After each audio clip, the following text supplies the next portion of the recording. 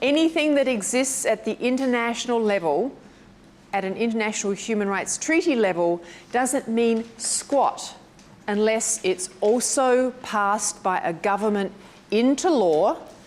And you can't just pass a law to make something real, and you can pass a law, but then what else do you need to make that actually touch the citizen, touch the person who wants to access that right? What do you need?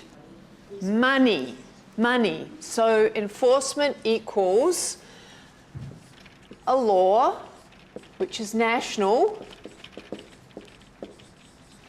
Then it needs money which is distributed. Then it needs infrastructure or agencies or the providers. It needs service providers.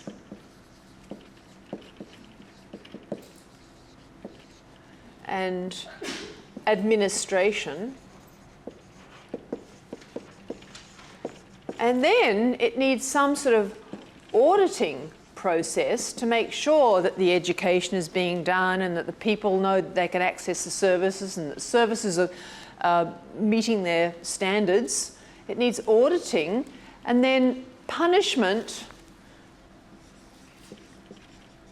for the counties or states that aren't sufficiently implementing it. Now that's interesting because we have an international system of human rights that starts at the United Nations level. Governments go to the United Nations and sign on to their treaties, but until they go home and pass those international treaties into law in their own country, and those laws then have to mean something, they have to have teeth, they have to have allocations, a budget. Now, what if you're a very, very poor country? You've signed all the treaties and you've got all of these apparent obligations, but what if you're very poor and you don't have the money? What happens then? It just doesn't happen. Unless outsiders come in and help, all this other stuff doesn't happen.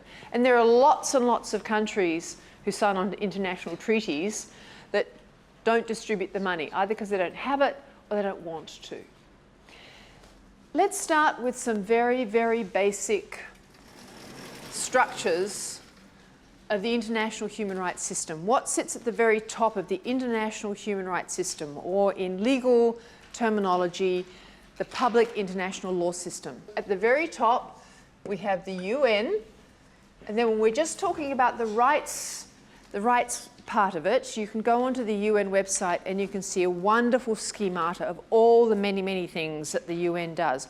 We're just looking at one relatively small function of the United Nations, which is the UN, the human rights tranche. There's plenty of other stuff it does too. So the UN, and then the United Nations Declaration on Human Rights. When was that signed, roughly? Anybody know? What was the event? What was the event that brought the Universal Declaration of Human Rights into existence? What terrible, awful thing happened? The Holocaust and the atrocities in World War II, which led to a sense that if you had a United Nations, if you had a League of Nations, which was optional and many countries opted out, including the United States right back then. The United States has a long history of opting out of international stuff. And unless there was a real sense of coming around a set of values, then it didn't mean anything to have an international organisation that was a club of nations. So the Universal Declaration of Human Rights, which was created and signed in 1946, right after the end of World War II. Eleanor Roosevelt was absolutely fundamental in banging the heads together of many countries, because there was an argument about how to phrase a declaration on human rights when many countries had many different beliefs about the sources of rights. If you were a religious country, if you're a country that came from the Islamic tradition, you thought that rights came from the Quran. If you were from a Christian country, you thought they came from Christian ethics, which is fundamentally God's word. If you're a secularist, then you thought that they were simply ethics that bound us all fundamentally as human beings. You're a humanist. So what Eleanor Roosevelt managed to do is to bang heads together and say, there's one easy way to avoid this problem, people, and it was simply an assertion that everybody has these human rights. The UN Declaration on Human Rights, again, worth reading. It's all on the website, the UN website, very easy to access. It's pretty straightforward. It simply says every single person, every individual has the right to freedom of bodily integrity, the right to have freedom of thought, the right to pick their own government, and then it goes on through all of what we now know, what we call the civil and political rights, the rights to freedom from arbitrary detention, the right to be free from torture, all of those aspects of freedom of movement, of being free from government intervention in what you think about or do in life, which is, in fact, this thing called negative rights. How do we get to negative rights from civil and political rights? What's negative about it? It's not negative bad, it's negative something else. What does it negate? It says that government will not interfere with you, that an action will not be taken, that government will not intervene in your right to conduct your life as you would choose. Unless, of course, you're choosing to conduct your life in a way that harms other people. And the two functions of government, what are the principal two functions of government but to keep peace at home and to stop other countries from invading you? That's your Hobbes, if anyone's doing political theory. So they're your negative rights. They're in the UN Declaration on Human Rights, and so are social, economic, and cultural rights. We've been talking about healthcare. Why is that an economic right? Why is it fundamentally an economic right? Broadly speaking, if a government is going to introduce and administer services like healthcare, what does that mean the government has to have? Money. How does the government raise money? By taxation. It has to have a tax revenue in order to have money, in order to redistribute the money equally. So the consequences of healthcare is that it's an economic right in one way, because it's giving you, the individual, the right to access the collective economic pot that government has gathered under the rubric of taxation. It might be income tax, might be sales tax, could be any other tax, but that's how it comes to be an economic right. So here we have the UN structure. The United Nations passes the UN Declaration on Human Rights, which has both sets of rights, political and civil, social and economic. And then several decades later, it passed two covenants: the International Covenant on Civil and Political Rights and the International Covenant on Social, Economic and Cultural Rights. So what would you expect to find under the Iccpr? Right to vote, because you have the right to participate in your government's selection. And you have the right, if you don't like your government, to vote it out. Freedom of speech. And in the US, that freedom of speech section has grown legs in Supreme Court jurisdiction. It includes advertising, it includes what you can post on YouTube, it includes Twitter, it includes just about anything at all. Freedom of association. Now in some countries, that has also scooped up the freedom to form a trade union, and that's certainly how it has been constructed in the United States. And we could go on. All you've got to do is to read the US Bill of Rights, and there you see civil and political rights. When we come over here to the International Covenant on Social, Economic and Cultural Rights, we see all the things that you don't see in the US Constitution. In fact, the US has not signed the International Covenant on Social, Economic and Cultural Rights. It signed the Iccpr, not surprisingly, but it hasn't signed the International Covenant on Social, Economic and Cultural Rights. Because why? What's the ideology, the political ideology in the United States that says negative rights are things that we do here in the United States, and all of this stuff is over here? That's what all those socialist countries overseas do. We don't do that stuff. Why? What's the political discourse, the ideology? Why is it? Why? There's been 47 constitutions written since the end of the Cold War, essentially since 1992. All of them have in there the right to health, the right to housing, the right to education, the right to welfare. They all have those in there. In fact, in most countries of the world that have the money, even those that don't have the money, they have some sort of constitutional requirement that scoops up many of the ICSECR rights. But why does the US Constitution not have those things? Well, it's also a function of history. So the US Constitution is very old, and if you do your political theory, remember that the Enlightenment period from the 1600s onwards was a slow process of changing from feudal and monarchical systems where one person had all the power, and if you're the king, you're God's man on earth, and everybody else was your chattel. It's been a long, slow process of gradually having representative government, and the US Constitution came in that slice of time where it was a great advancement to make sure that all people could vote.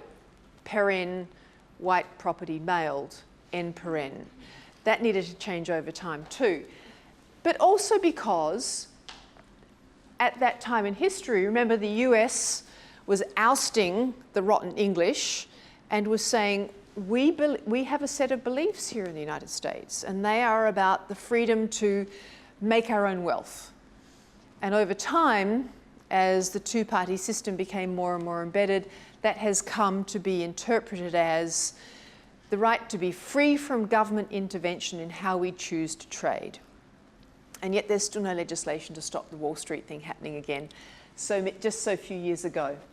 And so over here we have what those other socialist countries did, but in fact, countries whose political systems have developed to the point that when their constitution was made, it was taken as a given that part of government's function is to redistribute the tax base for the benefit of all, and especially to help those who had less, so that there should be a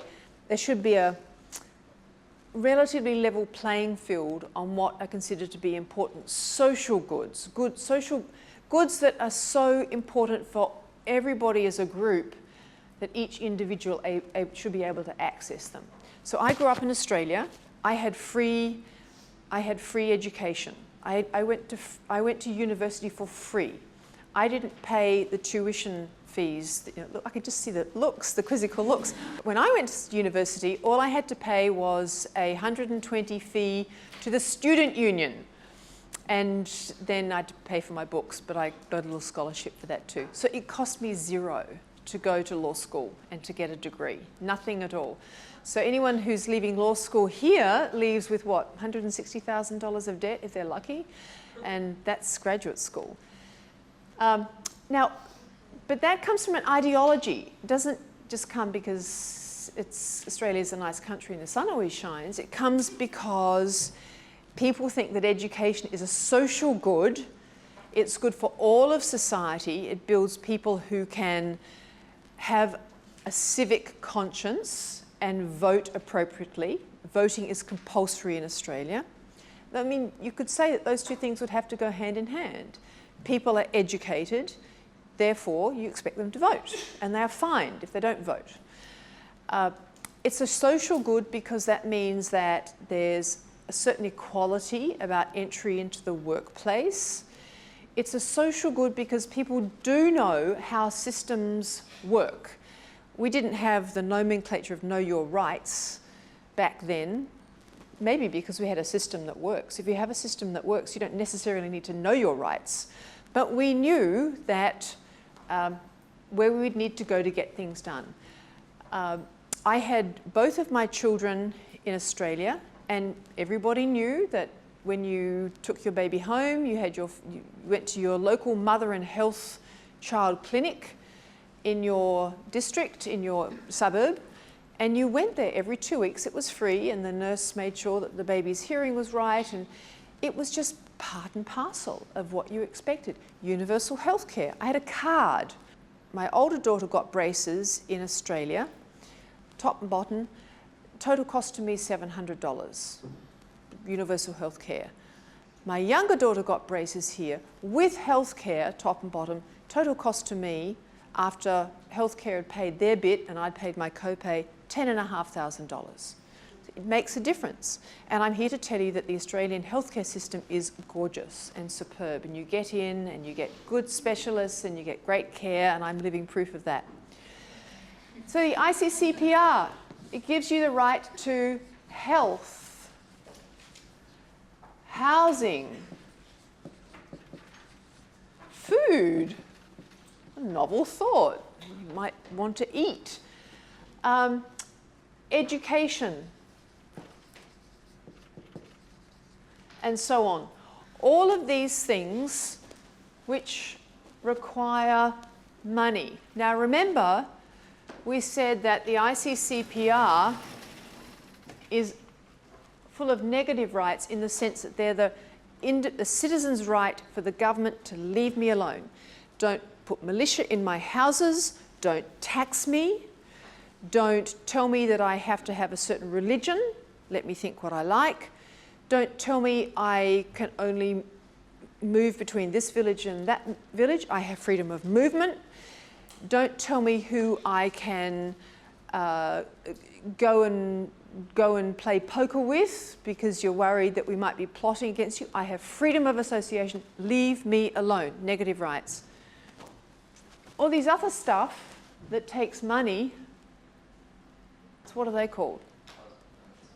Positive rights.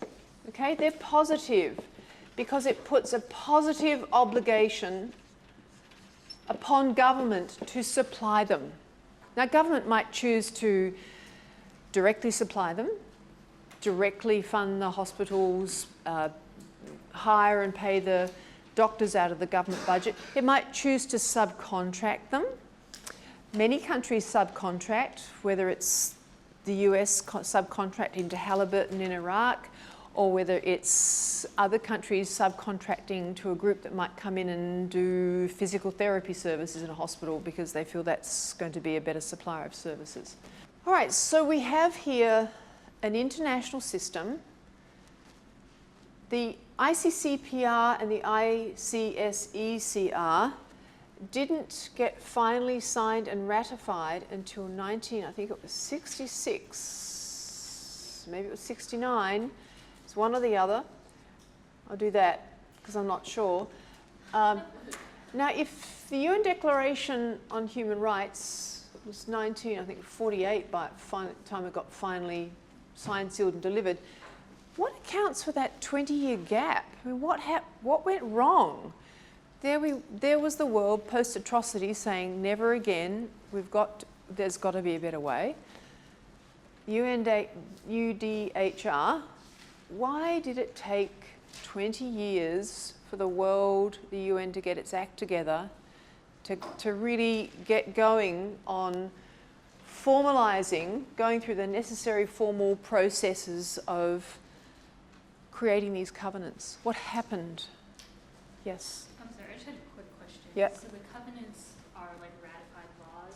No, we're going to talk about treaties in a moment, but this is a bit of sidebar, complicated public international law.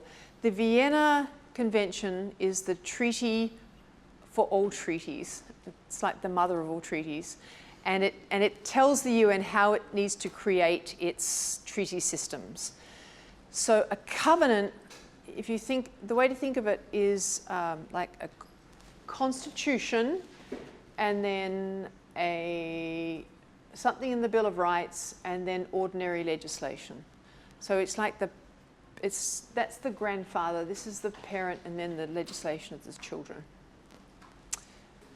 The Cold War drew an absolute division, an artificial division, but an absolute division that all good Western countries focused on civil and political rights, because that was in opposition to what the communists were doing.